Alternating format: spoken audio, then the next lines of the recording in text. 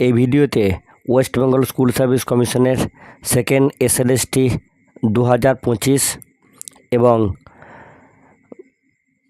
Group C group D 2025-এর result এবং 2016 group C এবং গ্রুপ ডির যারা যোগ্য ক্যান্ডিডেট রয়েছেন তাদের এই যে বেতনহীন অবস্থা, এই বিষয়ে একটা তথ্য আপনাদের সঙ্গে আমি শেয়ার করব।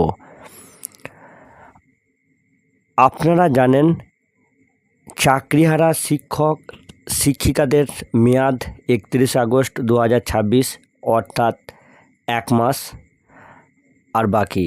আবার এসএলএসটি 2025-এর ডেডলাইনও 31 August 2026। Group C group D result এখনও কিন্তু প্রকাশিত হয়নি।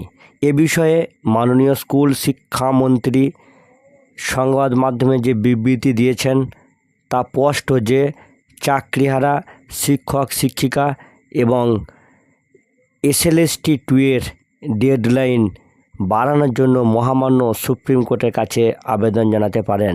ওনাদের বক্তব্য যে প্রস্তুতি প্রায় যথেষ্ট চলছে, 31 আগস্টের মধ্যে শেষ করার প্রস্তুতি যথেষ্ট চলছে এবং না শেষ করতে পারলে মহামান্য সুপ্রিম কোর্টের কাছে ডেডলাইন বা লাস্ট ডেট যেটা রয়েছে 31 আগস্ট 2026 সেটা বাড়ানোর আর্জি জানাবেন।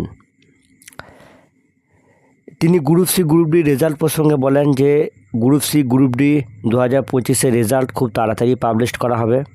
তবে এখানে একটা বিষয় কিন্তু যেটা আমার ব্যক্তিগত অভিমত, যে 2016-র যোগ্য চাকরিহারা যারা গ্রুপ সি এবং গ্রুপ ডি কর্মী রয়েছেন তারা কিন্তু সেই শুরু থেকেই এখনও পর্যন্ত কোনো বেতন পাচ্ছেন না।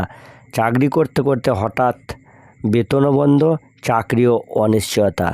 বিষয়টি সত্যি অত্যন্ত কষ্টদায়ক।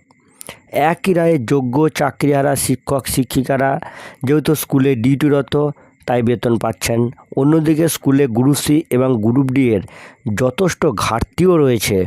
তাই শুরু থেকে আমার মনে হয় এই যোগ্য চাকরিহারা শিক্ষাকর্মীদের স্কুলে নিযুক্ত অবস্থায় রেখে বেতন পেলে আমার মনে হয় ওনাদের আর্থিক যন্ত্রণা কিছুটা হলেও কিন্তু কমতো। তো ফ্রেন্ডস, আপনাদের এই বিষয়ে যদি কোনো গঠনমূলক সুচিন্তিত মতামত থাকে অবশ্যই জানাবেন। ভালো থাকবেন, সুস্থ থাকবেন, ধন্যবাদ।